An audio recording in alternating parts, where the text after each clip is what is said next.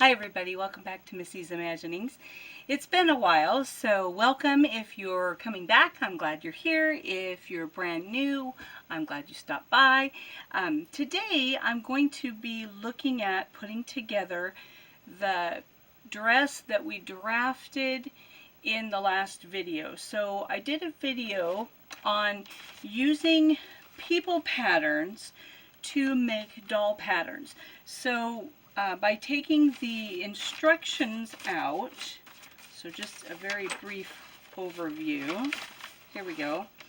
On the instructions, there's often a good size diagram of all the pattern pieces. Some are very small, but this one was larger, which was fortunate. And you can use those diagrams to enlarge them and make doll patterns from them. So this pattern is one I had way back in high school, and so I made this dress for me. So now I'm going to go ahead and make it for a doll. So I have the pieces cut out, and it's a blue floral, and it's kind of a, I don't know if it's a total chiffon, but it's a very sheer see-through fabric, and it's still pinned on my pieces here, but let's see if we can stick my hand in there a little bit. So you can kind of see it is very, very sheer. Da, da, da. There we go. And so you can see right through the fabric. So because the fabric is very sheer and see-through, just like on the, like is shown on this version, it's a very sheer chiffon printed fabric. That's what I wanted to do, but I didn't want my doll to just be, you know, naked underneath. So what you'll find on the website this time is I made, here we go, just a simple slip for a 3rd scale BJD. So this way she'll have a slip to wear underneath the dress. So this pattern will be on the website. Also, if you want to do just a little bra and panties, that's also part of the pattern. Here, we'll move her hair so we can turn her around. There we go. And it's just real simple. It just has ribbon straps, a little snap in the back. It's got a couple little gathers in the back. You can gather the whole fabric or just put those couple little spots in the back. It's just real versatile, just so that there's something underneath the sheer fabric. So that will be free on the website today. So you can go ahead and go over there. Let's see if I'll put her over there so she doesn't fall off my sewing table. But that will be available for you today. So there's a new pattern, and then we'll go ahead and sew the ruffled dress today that she can wear. Also, just some fun things that I've found. Again, have fun shopping at thrift stores.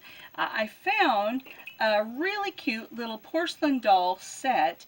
Of course, it's not the body, it's just a kit that you can put together, so I have to come up with a pattern for her body. But she just had the prettiest little face, and she has glass eyes that are inset, and then an open back head, so you can change those out if you want. So there's a real pretty little head, and her little legs, and no damage, no chips, no flaws, and the tiny, look at those tiny little delicate fingers. So yeah, and the whole little doll, she was all complete, no chips, nothing broken, was $3. So whenever you go to a thrift store, if you go kind of back where they have just a variety of assorted hodgepodge crafty stuff, you just never know what you'll find. So this little gal might be getting a body soon, and we'll put her together and, I don't know, have some fun. It was cute, so I thought, oh, $3, why not? And then I did see this quite a while ago, and I thought, oh, I know, commercialism, right? But it's the cutest thing, and it's the little Walmart shopping basket, and I just couldn't resist. So I thought, I'll open this today, and we'll see kind of what's inside it. I thought it was the cutest thing. So today, while I was in town and I saw one, I thought, oh, it's Mother's Day this weekend. Happy Mother's Day to all you mothers. So I thought, you know what? I'm going to get this little basket because I like to shop. And this is the cutest thing. So some of the items are cardboard boxes, which, you know, it's printed cardboard. So That's cute though. And it is the, let's see, this is the My Life brand. So it goes to the 18-inch dolls that are like the little girl shaped bodies, the My Life dolls, but it's so cute. So it's My Life. And so in the little basket we have a tomato. How cute is that? A little pineapple, which is really cute. So that's cute. Let's see, a pear, an orange. So we have a good assortment of fruit. Oh, some bagels. Oh, and look, 1, 2, 3. There's four bagels in the package. A bunch of grapes. Too cute. Chocolate milk. And I'm so excited about that versus regular milk. I love chocolate milk. We have a really cute little water bottle. And let's see, a can of fruit cocktail. So that's a cute little plastic can.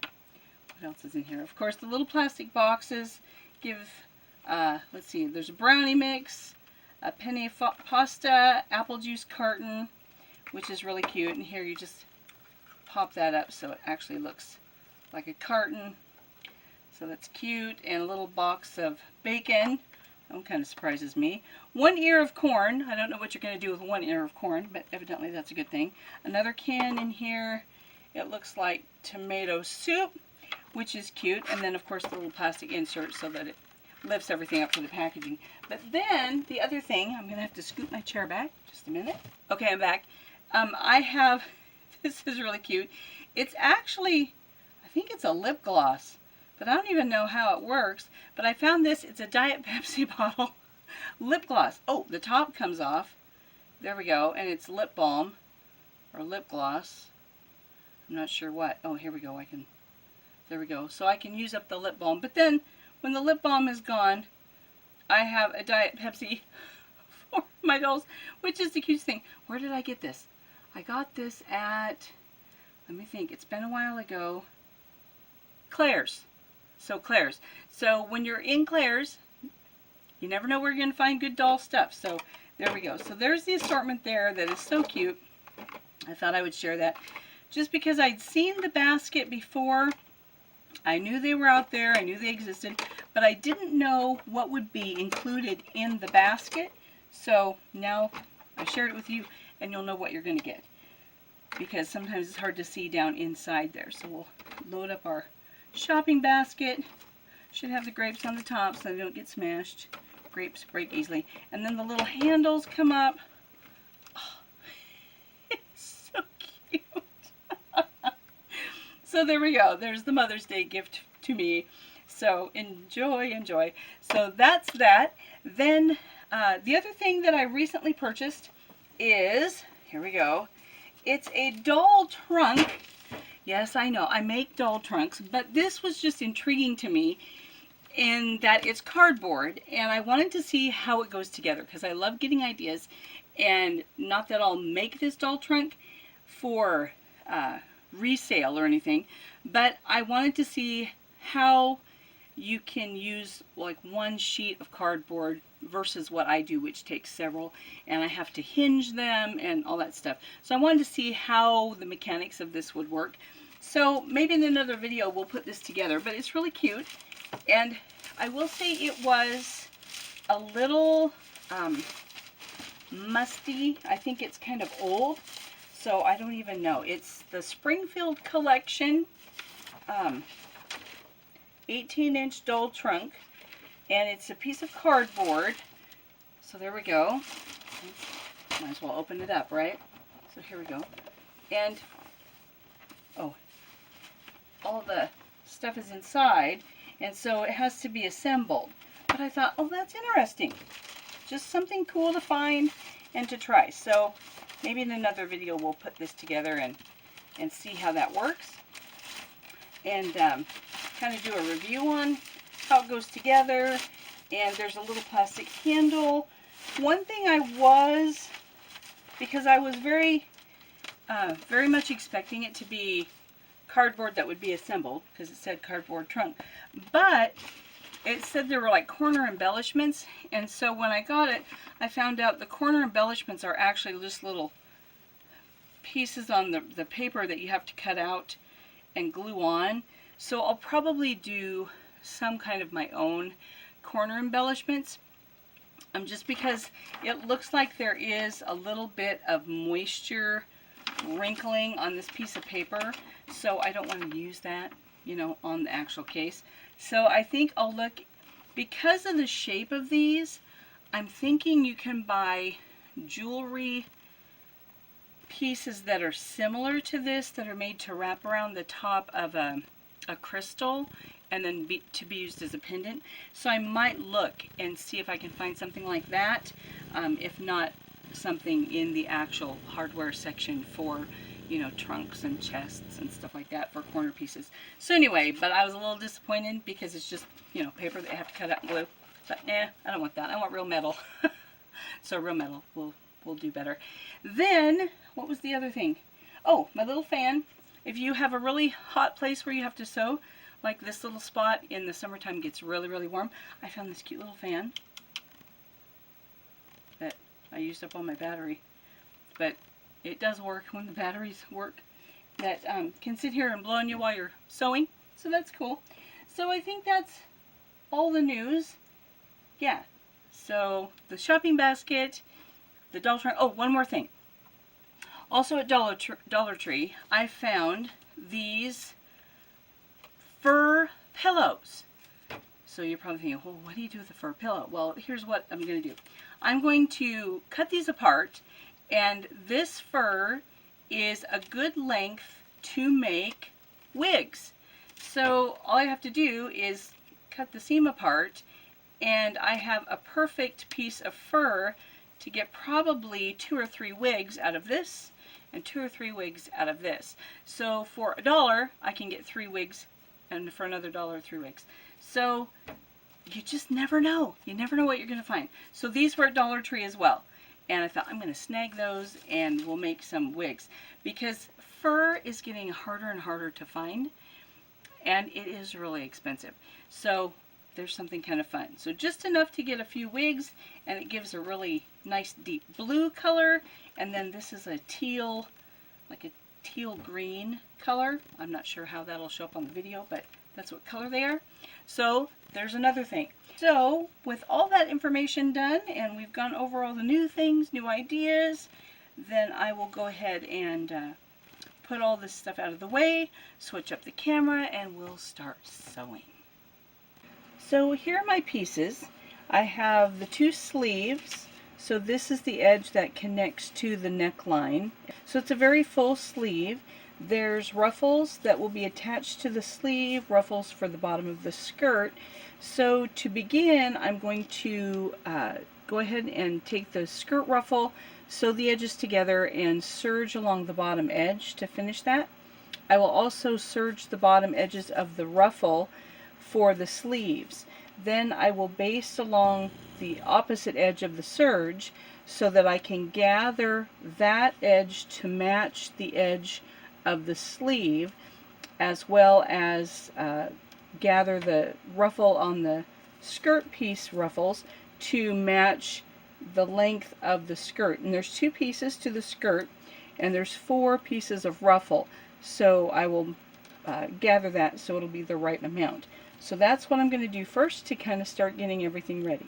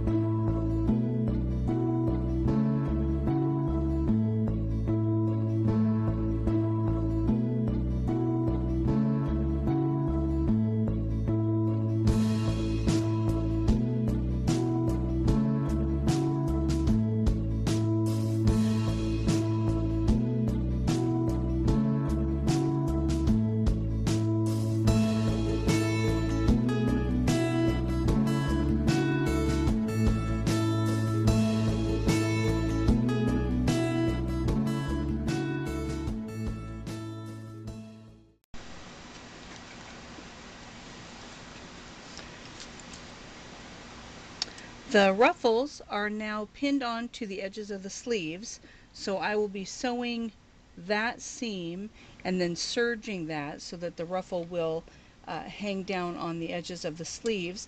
Then before I can put the ruffle on the skirt, I am going to go ahead and put the skirt together. And there are little flaps on the edge. There we go. We can see kind of on the desk here. And I'll grab the pattern piece. So the little flap here is where the pockets will attach. So before I go ahead and put the ruffle on the skirt, I need to put the pockets in and sew the side seams because the ruffle is continuous along the hem of the skirt. So the pockets will be sewn onto the side of the skirt like so, and then it will be turned out, and then with right sides together we sew down just a little bit and then kind of back up around the pocket. We come up just a tiny bit, then back down the side of the skirt and put the side seams together. Once those side seams are complete and the pockets are in, I will also serge around that to keep it from fraying, and then I can go ahead and pin the ruffle on to the bottom of the skirt.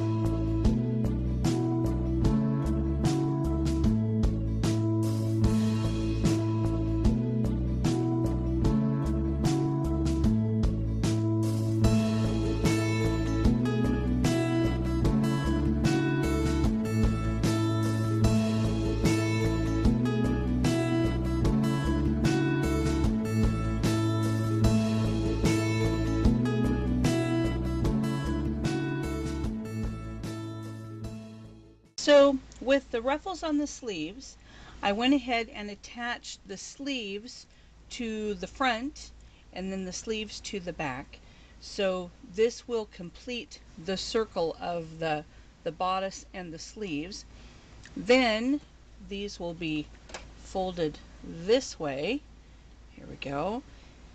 To sew from the ruffle down the sleeve and down under the armpit on each side. So there we go. So we'll connect the edge of the ruffle, sew down the ruffle, down the edge. That will leave the neckline, which is round, and that will be sewn to the neckline pieces, of course, to make the little collar. Then the bodice is, I went ahead and serged the edges of the bodice, and I kind of lost the light. So we'll see how this does on my new camera since my old one died. I'm so very sad. And then this waistline will be attached to the skirt, which will be gathered just enough to actually fit, because as you can see it's a little bit bigger than the bottom of the bodice. So the next part to do after I sew the edges is to get the collar ready. So I'm going to iron on the interfacing to two of the back pieces of the collar, and or the front, I'm sorry, the front pieces, and one for the back.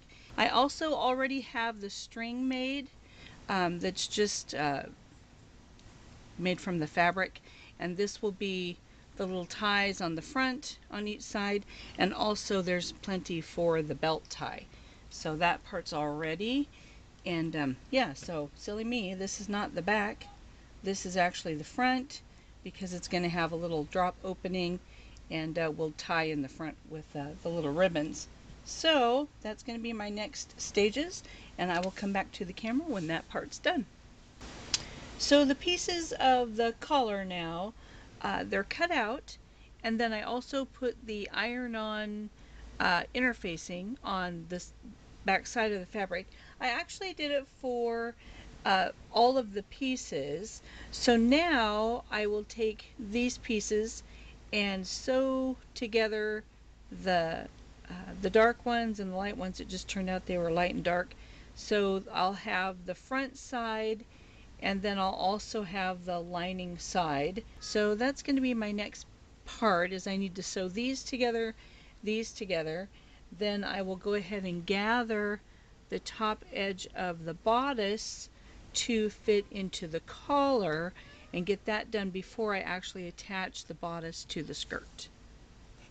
So I have the collar, the outside of the collar that will show rather than the lining, pinned to the bodice, and I was just going to put in a quick note that when I sew this collar to the bodice, which has been gathered, I'm going to take the bodice side with the gathers down to the feed dogs, because your feed dogs will help distribute these little gathers a little bit more evenly. If I sew it with the gathers on top, sometimes it's easier to get pleats stuck in there that don't really look gathered but like fold the fabric over. So if I go ahead and take that gathered edge or the gathered side of the fabric and turn it down to the feed dogs, it does help that to go through your machine and make those gathers lay more evenly distributed than the other way. So I'm going to do that and attach the collar to the bodice.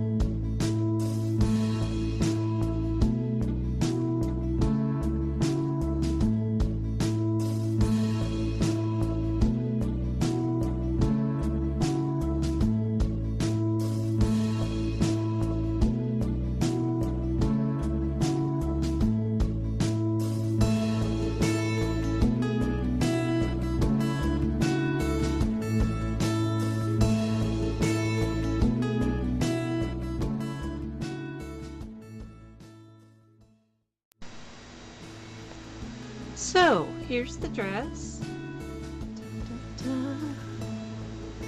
So when it's finished, we'll spin her around here. Here we go.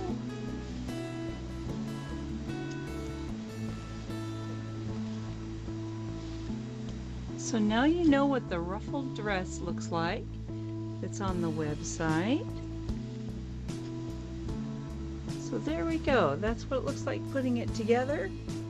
And yeah, that pattern is already on the website for you, as well as the little slip and lingerie set that she's wearing. So her little slip set has been posted.